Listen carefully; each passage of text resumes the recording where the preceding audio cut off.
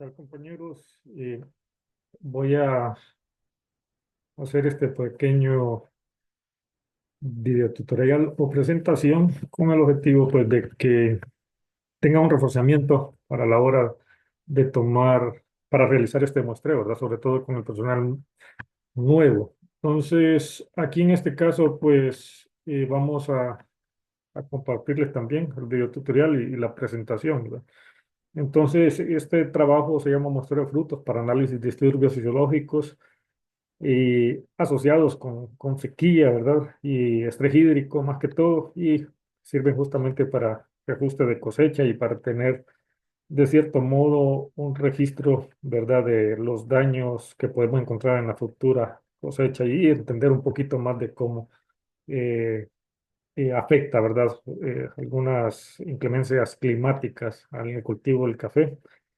Eh, algo de la introducción, voy a hacer un poco breve por cuestiones de tiempo, ¿verdad? Entonces, a pesar de que pues tenemos condiciones climáticas bastante óptimas para el cultivo del café, algunos problemas como temperatura y precipitaciones, ¿verdad? Podrían ser algún problema que afecte directamente y que pueda tener implicaciones negativas en cuanto al cultivo, ¿verdad? Algunas zonas pues pueden tener algunos problemas, ¿verdad? Sobre todo las que tienen periodos prolongados de sequía, ¿verdad? Con anomalías de hasta un 100% de temperaturas. Y hay algunas regiones pues que han tenido hasta 2 grados centígrados, 1,5 grados, ¿verdad? Por encima, ¿verdad? De lo normal, ¿verdad? Entonces estas regiones podrían ser más afectadas. Es importante ver que, bueno, algunas inclemencias climáticas pueden afectar directamente sobre los rendimientos, sobre la formación de los frutos, ¿verdad? Algunos ejemplos, pues, es el grano vano, ¿verdad? Que tenemos aquí el ejemplo del año 2020, algunos granos, por ejemplo, y también podemos observar que podemos tener granos flotes, ¿verdad? O que son frutos de baja densidad, ¿verdad? Que pueden ser beneficiados, pero por alguna razón flotan, ¿verdad? Porque tienen esa baja densidad y pues puede salir justamente en la cosecha, ¿verdad? Y que al final se observa el grano chupado o grano averanado, ¿verdad? Que pues cuando estamos haciendo este trabajo nosotros llamamos frutos de baja densidad porque son frutos que se ven llenos, pero flotan, ¿verdad? Y flotan pues justamente porque tienen esa baja densidad. Otro problema que podemos encontrar es el grano negro, ¿verdad? Que también está asociado justamente al estrés hídrico, también está asociado con algunas bacterias y también pues a cuestiones genéticas, sobre todo variedades, por ejemplo, de café 90. Y otro daño que podemos contabilizar en este caso para este muestreo son los daños por broca del café, pues, y que está realizado justamente causado justamente por la broca del café. Aquí vamos a ver un ejemplo de un año que fue bastante crítico, como fue el año 2019 y esta era X cantidad, no recuerdo el número bueno, ahí está, beneficiado de 100 libras uva, prácticamente en volumen salió mitad como fruto bien formado y en mitad como fruto flote en canal, ¿verdad? Entonces, sucedía que este café, pues que vemos a la derecha, eh, tenía bastante grano de baja densidad, averanado, grano flote completamente vacío también y mucho grano negro. Este año fue bastante crítico en nuestro país, fue bastante severo. Tuvimos año niño y tuvimos un déficit hídrico bastante fuerte en las regiones cafetaleras, sobre todo en Canal Seco y en El Paraíso, ¿verdad? Que es donde pertenece esta muestra. Y entonces la problemática pues está ahí justamente que son defectos en frutos que afectan la calidad y la productividad y por lo tanto tienen un impacto negativo en la capacidad productiva de la caficultura nacional. ¿Por qué? Porque cuando hacemos un pronóstico de cosecha contabilizamos todos los frutos, tomamos, o sea, algunos datos de inferencia negativas para restarlos, pero al final eso puede afectarnos de una u otra forma. Entonces hay que tener un conocimiento de cuál es la magnitud que podemos tener este problema, ¿verdad? Hemos tenido daños muy severos como el año 2014-15, ¿verdad? En ese año cosecha tuvimos hasta un 75%, perdón, un 25% de pérdidas por estos daños que les he mostrado, ¿verdad? ¿Y por qué se dan? ¿Cuáles son las posibles causas? Bueno, frutos pasas, vanos y negros tienen como primer causa el déficit hídrico sufrido entre la semana 9 y 16, que para nosotros acá en Honduras anda ahí entre mayo y agosto, dependiendo de la región cafetalera. Entonces, si tenemos un déficit hídrico que manejamos por lo menos que se recibe menos de 300 milímetros y no son bien distribuidos en ese periodo, podríamos tener muchos problemas de esto. También está asociado con deficiencias nutricionales, sobre todo boro, zinc, potasio y calcio, ¿verdad? Entonces la nutrición es muy importante para reducir este impacto. Y en el caso del grano negro está asociado a la actividad microbiana, especialmente a una bacteria que se llama Panthoide. Y también está asociado por causas genéticas, ¿verdad? Sobre todo las variedades, algunas variedades que lo presentan más, como en el caso de café 90. ¿Verdad? Y el fruto brocado, pues sabemos que lo causa la broca del café. Ok, ¿cuál es la metodología para este muestreo? Pues es muy similar a todas las metodologías que utilizamos. Primero se define el área a muestrear, ¿verdad? Se seleccionan 10 plantas al azar. De esas 10 plantas se recolectan 10 frutos verdes bien desarrollados y también se recolectan 10 frutos maduros de cada una de las 10 plantas, ¿verdad? Al final vamos a tener 100 frutos verdes y 100 frutos maduros, ¿verdad? Y pues el paso siguiente es enviarlas al centro de investigación donde se va a hacer el acopio y se hace la disección y se cuantifican los daños y se realizan pues un poco las estadísticas al respecto. Entonces, la metodología de selección es similar a la metodología de pronóstico de cosecha y otras metodologías, ¿verdad? Vamos a seleccionar una parte de la finca, ¿verdad? Cuando es una finca de varias manzanas, ¿verdad? Que sea representativa de la finca, no lo peor, no lo mejor, sino que lo más normal. Y yo siempre pongo el ejemplo, ¿verdad? Puede ser que en esta finca es de 4 manzanas o 5 manzanas, pero la que tenemos a este lado podría ser una plantilla altamente productiva y las otras son plantaciones de 7, 8 años con una producción media. Entonces, lo que más representa la finca es cualquier lote de los que tenemos a la izquierda, ¿verdad? Y no la que está siendo altamente productiva.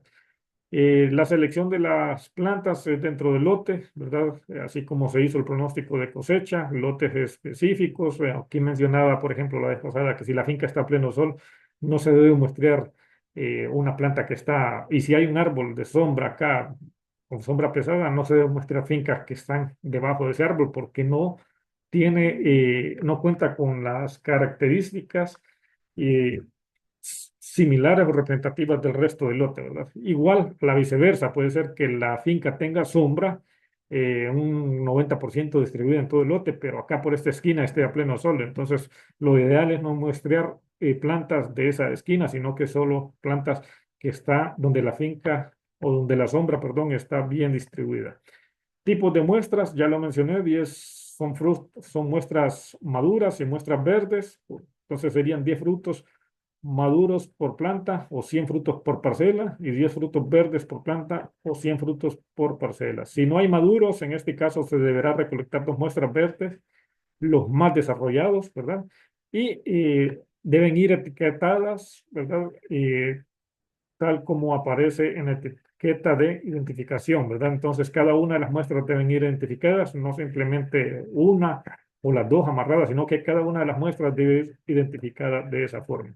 Los criterios de selección de las mandolas y las plantas es el mismo con el que realizamos el pronóstico de cosecha. De hecho, se pueden muestrear las fincas donde se realizó el pronóstico de cosecha, ¿verdad? Y las características de las bandolas, ¿cuáles son? Pues las bandolas pueden o deben ser aquellas bandolas que se califican como bandolas productivas, que poseen 5 nudos o más y por cada uno de los nudos tiene por lo menos 5 frutos.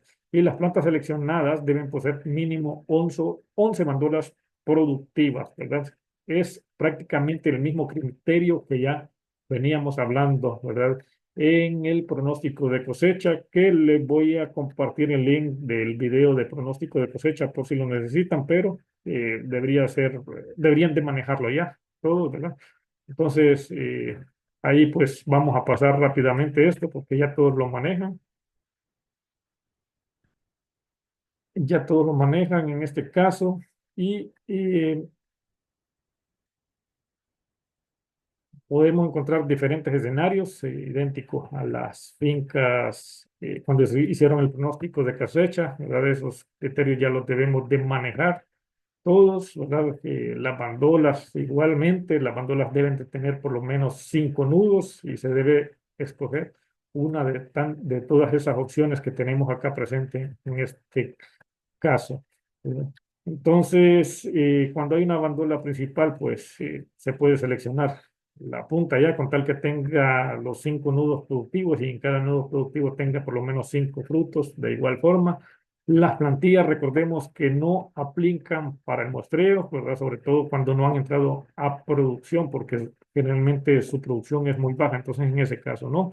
Ni tampoco entran para este muestreo las que tienen problemas fitosanitarios como cercospora y antragnosis. De hecho, pues fueron frutos que fueron descartados en el muestreo de pronóstico de cosecha. Pedimos que no lo contabilizaran. ¿Por qué? Porque seguramente muchos de ellos, pues, sobre todo los que son afectados por antragnosis, no van a llegar al proceso de beneficiado, ¿verdad? Son frutos flotes.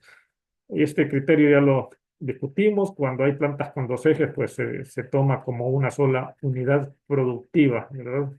¿Por qué? Porque están en el mismo punto, o puede ser que hayan sido sembradas doble chapula, o puede haber sido que sea una receta y ya tenga los dos ejes, pero aquí en este caso es una planta y una sola unidad productiva. Entonces, lo que conviene es tomar muestras de todas las partes de la planta, ¿verdad? Puede ser de un lado o del otro. Aquí no hay ningún problema. Ok. Preparación de la muestra. Esto sí es muy importante, colegas. Y les voy a hacer algunas observaciones. Esta es una etiqueta de selección. La que les envié está un poco diferente. Lleva al final un tipo de muestra. Si es verde o si es madura, hay que agregarle un check ahí en ese caso. ¿Verdad? Pero hay observaciones generales, ¿verdad? Los datos deben ser completos, ¿verdad? Todo debe de ir completo en esta etiqueta de identificación de la muestra. Esta es la etiqueta para identificación de la muestra. Esta es la que se va a pegar en las bolsas de las muestras de café que nos van a llegar al centro de investigación. Los datos deben ser completos, la letra debe ser legible, que se pueda identificar perfectamente. Las coordenadas hay que colocarlas si es en decimales mejor. Bueno, aquí no va a ser necesario poner coordenadas en esta muestra. ¿Por qué? Porque el ODK ya lo pone, ¿verdad? Esa es una observación. Voy a tachar esto. Las coordenadas no se deben de poner porque el ODK lo va a hacer automáticamente al momento de hacer el ingreso del registro de la muestra. Ok. Entonces, la anterior, esta es la etiqueta de identificación de la muestra. Esta va a ir pegada. Pero en el ODK, cuando estén en la finca, hay que llenar esta boleta, que es la boleta de recolección de muestras. Ok. En esa boleta lleva toda esta información. Eh, la boleta la tienen que descargar, tienen que bajar la anterior, perdón, eliminar la anterior, actualizar el ODK y descargar la nueva, que se llama análisis de daño en fruto. Y esta boleta tiene prácticamente esta información: el nombre del productor, el departamento, el municipio, la aldea, la variedad, la latitud y longitud, que no es necesario que la metan porque el ODK lo pone todo ahí. La altura sobre el nivel del mar también el ODK la pone ahí. La edad de la plantación, sí, solo que la nueva boleta que aparece en el ODK dice la edad de la plantación, edad productiva de la plantación. ¿Qué significa eso? Que si es plantilla, pues se le pone la edad, ¿verdad? Según el año que fue sembrado. Y si es recepa, pues se le pone la edad que tiene esa recepa después de que se realizó esa práctica. Esto es para saber identificar exactamente cuántos años tiene la parcela de estar produciendo, ¿verdad? En ese caso, puede ser una parcela que fue sembrada hace 30 años, pero si fue recepada hace 5 años, entonces la edad productiva de esa parcela deberían de ser 5 años, ¿verdad? Entonces, no se va a colocar los años totales de la parcela, sino que la edad productiva, o sea, los años que tiene esa recepa de estar produciendo según el último año donde se realizó esa práctica. Y pues tiene otras consultas ahí como si fertilizó, sí o no, cuántas veces, en qué mes se fertilizó, si la finca está a pleno sol o está en sombra, porcentajes de sombra. Tiene si la planta es recepa, que está asociada justamente con la edad productiva de la plantación, o si es plantación nueva, el tipo de muestra, si es verde o si es madura, y el técnico y la agencia y la regional. Entonces, esta es la boleta que iría en el ODK y es la que hay que enviar en la finca al momento de que se está tomando la muestra de café. Entonces, eso sería todo sobre las boletas. Con respecto a la preparación de las muestras, aquí hay un video tutorial, perdón, un video que se les explica. Entonces, déjenme ver cómo es este asunto. Permítanme,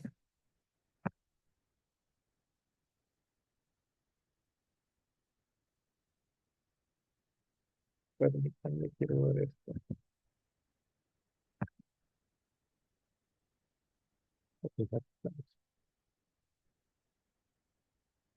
El primer paso, pues, es agarrar la muestra de café, ya sea verde o madura.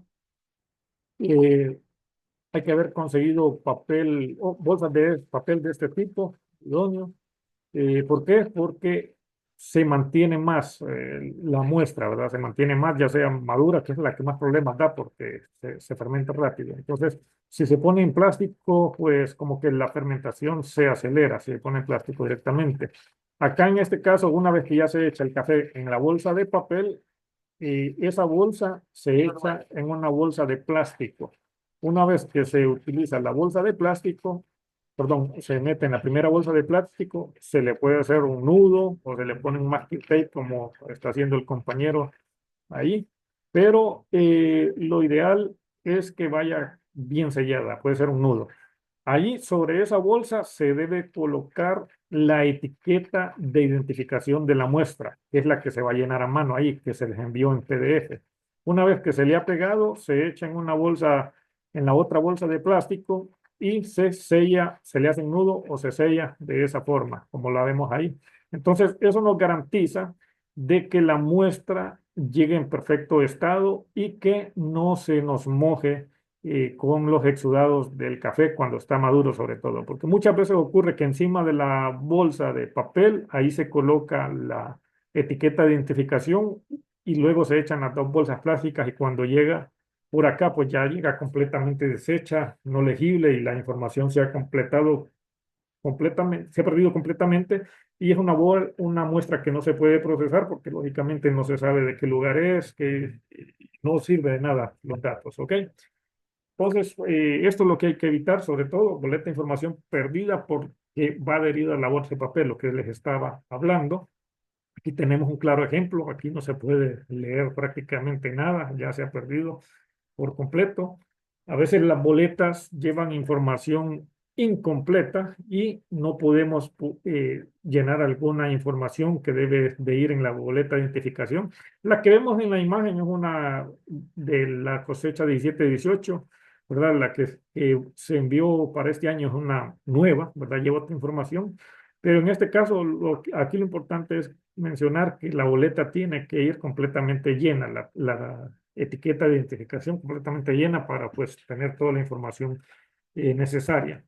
Eh, Muestras mal preparadas es otro ejemplo, ¿verdad? Vas en la bolsa de plástico, perdón, de papel y va en una sola bolsa, va todo. Entonces, es una forma incorrecta de cómo poner eso. Y a veces nos llegan muestras así de esta forma, ¿verdad? Que no se sabe exactamente qué es ni de quién es, no podemos descifrar la información porque no se lee, ¿verdad? O hay que llamar a alguna persona para entender de quién es esto, ¿verdad? Entonces, eso es algo que debemos de evitar, que la letra, por lo menos yo sé que muchos de nosotros, incluyéndome yo, no escribimos bonito, ¿verdad? Pero es importante que se pueda leer. Algo muy importante es que las muestras se deben de acopiar a través de un responsable en cada una de las regionales. El jefe regional designará a alguien, ¿verdad? Y se debe coordinar entre todos para hacerlas llegar y de una vez, ¿verdad? ¿qué ocurre? Pues muchas veces, bueno, ha ocurrido un par de veces que se enviaron por la bolsa, ¿verdad? Por la bolsa, Expreco, Rápido Cargo, no sé cuál otra puedes ponerles ejemplo. Y eso no llegó en 1 ni 2 días. Ocurrió una vez que llegó en 2 semanas. Anduvo ahí en ese camioncito, se anduvo fermentando. Y cuando llegó la muestra, por fin llegó, y al ICAFé llegó en estado de putrefacción. Entonces fueron muestras perdidas. Nosotros nunca hemos recomendado usar esa vía, ¿verdad? Además de que al ICAFé le sale sumamente caro enviar muestras por esa vía. Entonces debe ser acopiado directamente por en las regionales con el responsable según a quien designe cada uno de los jefes regionales. ¿Ok? Una sola boleta, hay que evitar esto, una sola boleta por 2 muestras cuando es verde, ¿verdad? Entonces hay que enviar boleta, tanto electrónica como física o etiqueta física por cada una de las muestras, ¿verdad? Y entonces hay que hacerlo por los dos, ¿verdad? Por cada una de las muestras, ya sean verdes, ¿verdad? Y si es verde y madura, igual hay que enviar una sola boleta, perdón, hay que enviar una boleta por cada una de las muestras. ¿Por qué? Porque cuando se pasa toda esa información, que es una gran cantidad de datos, pues lo que se hace es que se descarga la información registrada por el ODK que ustedes metieron en las fincas, ingresaron en las fincas y se tiene que pasar a esa base de datos y es solo se busca la información, ¿verdad? Entonces, estar duplicando los nombres y las boletas cuesta un poquito más, ¿verdad? Al momento de hacer la digitalización. Entonces, se debe evitar justamente enviar una sola boleta electrónica o etiqueta física, ¿verdad? Cuando las dos muestras son verdes, ¿verdad? Se debe hacer una por cada una. Entonces, si tenemos 2 muestras verdes, una etiqueta de identificación por cada una de las muestras y si tenemos y una electrónica para cada una de las muestras. Ese es el punto aquí. Ok, el envío de las muestras es al SIGHAP según las semanas de planificación de toma de muestras. Y lo ideal es que lo envíen entregas de muestras con vía memorándum, ¿verdad? Ya sea del jefe regional o del técnico extensionista, del colega que las va a venir a dejar. Y pues reciben en el centro de investigación mi persona, Cristian Lizardo, la mayoría tiene mi número, la licenciada Diana Herrera, ahí está el número de ella, o el técnico Hildebrando Pompeyo Troches. Entonces, somos los responsables de recibir estas muestras bueno, y coordinar todo lo demás, ¿verdad? Al respecto. Entonces, seríamos nosotros los responsables. Ahí están las fechas de los muestreos que se reprogramó por el atraso que hay en el desarrollo y maduración. A Olancho y el Paraíso le toca justamente esta semana, a partir de este día que estoy haciendo este muestreo, hoy es 4 de noviembre. Santa Bárbara y Comayagua toca la siguiente semana, Copán y Cortés Lloro toca a la siguiente semana. Entonces, eso sería todo con respecto al procedimiento. Si hay alguien que tiene alguna duda, pues me puede contactar vía telefónica y yo pues se la despejo, ¿verdad? En el caso del número de distribución de muestras, bueno, la metodología para hacer el cálculo muestreal es basado, bueno, en la población que tenemos, ¿verdad? Es un tamaño de la muestra que representa toda la población. Por ahí está la fórmula. Aquí el asunto está en que estábamos utilizando un número de muestras con un nivel de confianza del 95% y un nivel de error muestral del 3%, ¿verdad? Para la población total. Y era un muestreo estratificado, ¿verdad? Que se le da mayor peso a las regiones o las zonas que más producen. Entonces, lógicamente, los departamentos que más producen son los que más se muestrean. Sin embargo, aquí ya pues con el historial que tenemos de varios años se hizo un análisis de optimización y se determinó que podemos reducir la muestra hasta un 50% sin perder la precisión estadística. Entonces, eso es muy bueno, ¿verdad? Y es lo importante de realizar este tipo de muestreos para hacer análisis de datos luego y pues hacer algún tipo de cambios como este que nos permite ahorrarnos prácticamente la mitad de los recursos en comparación como que como se hizo los años anteriores y esto así, no ha sido el único ejemplo. Los muestreos de Roya y de Broca antes eran mucho mayor, ahora son mucho menor, el tiempo que se invierte en ellos es mucho menos y los recursos de igual forma. Entonces, ya se pudo hacer este ajuste, ¿verdad? Sin ningún problema, por lo menos para este trabajo. Ahí está, ¿verdad? Lo que vamos a necesitar, el número de muestras por regional, el número de muestras por regional. Entonces tenemos que la regional de Santa Bárbara son 36 muestras, Copán 143 fincas, Cortés 60, El Paraíso 74, Mayagua 131 y eh, en el caso y- de Olancho, perdón, 41 y en un total de 525 muestras. ¿Qué significa esto? Que serían 525 muestras verdes y 525 muestras maduras. Ahí está por una de las agencias de la regional. eh, Cuántas tocan, ¿verdad? Por cada una de las agencias, en este caso Santa Bárbara, Copán, que se disminuyó bastante, ahora solo son 143 muestras. Ahí la tenemos, ¿verdad? O sea, 143 maduras y 143 verdes. En caso de que no haya maduras, pues la muestra toca doble cuando es verde, ¿ok? Lloro solamente son 60, El Paraíso 74, Comayagua 131, que es la región más grande y tiene los departamentos o el departamento con mayor producción, bueno, uno de los departamentos con mayor producción, entonces toca bastante. Bueno, aquí se me olvidó quitarle algunos datos acá, pero aquí es este último, ¿verdad? Las muestras optimizadas para Olancho pues serían 41, ¿verdad? Ahí tenemos cuánto toca por cada uno. Y pues los criterios para distribuir un muestreo de cada una de las agencias es igualito, ¿verdad? En el pronóstico de cosecha, más podrían utilizar los mismos productores, solo hacer la distribución como lo hicimos ahí. En el pronóstico cosecha, distribuidos por rango de productor, ¿verdad? Ese es un criterio, distribuidos proporcional de, a la producción de cada uno de los municipios de la agencia. Y también pues hay que mostrar algunas fincas de la estrategia de renovar sin dejar de producir. Entonces, este sería uno de los casos, ¿verdad? Eh, Bien,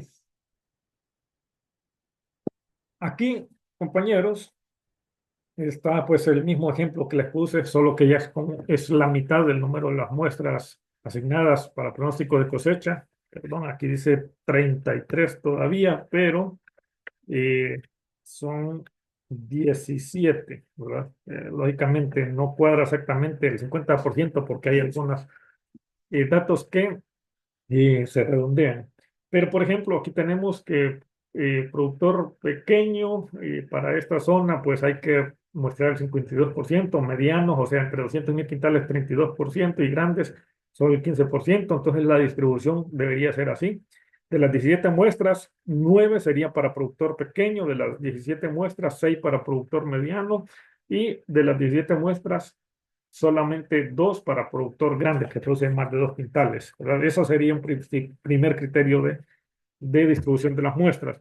La otro criterio donde hay que distribuir esas 17 muestras según ese número de productores debería ser por los municipios y cuánto nos aporta cada uno de los municipios. Por ejemplo, para esta agencia de San Nicolás, Atima representa el 63,82% de los quintales producidos, San Nicolás el 31 y Nuevo Celilac el 4,64. Entonces, prácticamente se multiplica ese porcentaje por las 17 muestras totales y nos da el número de muestras o fincas a muestrear por cada uno de los municipios. Entonces, Atima, que es el que más representa, es el que más se va a muestrear, por eso un muestreo estratificado.